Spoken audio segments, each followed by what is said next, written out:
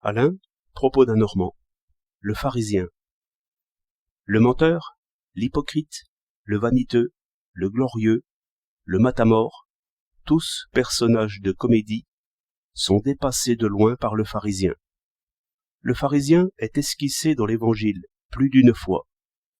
Si par réflexion on réunit ses traits dans un contour plus appuyé, on fait naître un effrayant personnage, essentiellement tragique. Tartuffe est bien petit à côté.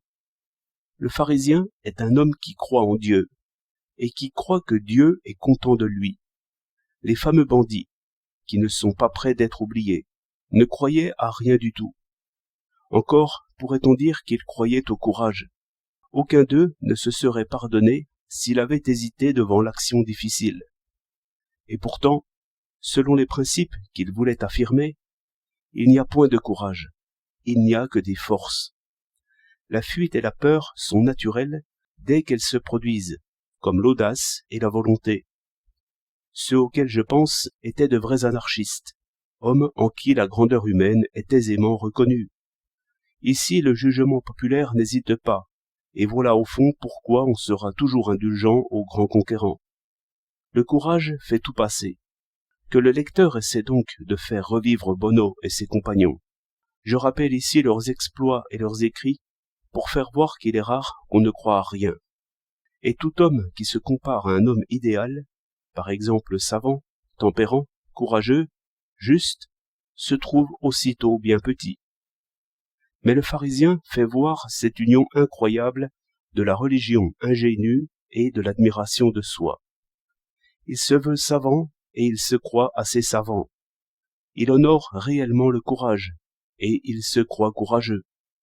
Il découvre réellement, profondément, sa conscience devant un juge, qui, d'après lui, sait tout et devine tout.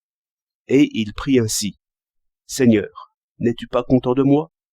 Ne suis-je pas ton ministre et ton interprète? Ne suis-je pas l'importance?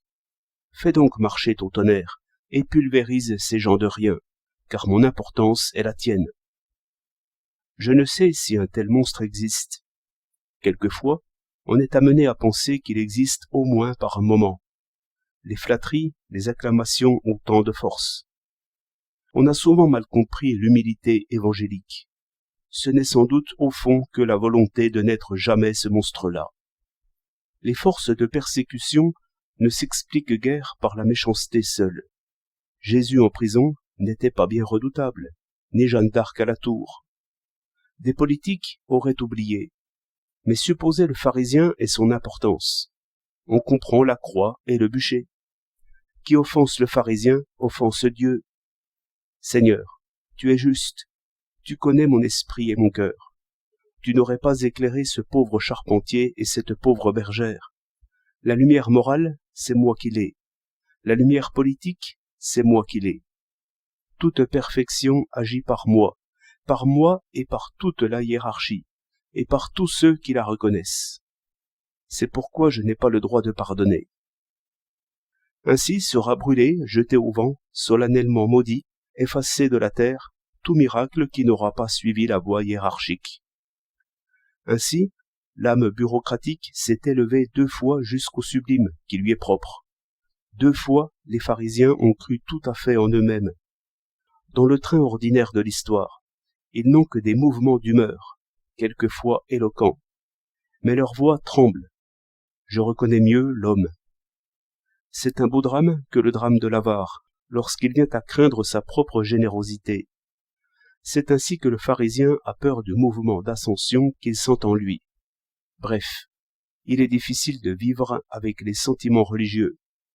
Je suis persuadé que le chapelet, le bréviaire et toute la mécanique du culte ont pour fin de régler l'allure du mystique et de lui rendre une sorte de bonhomie qui est ecclésiastique. 5 juin 1913.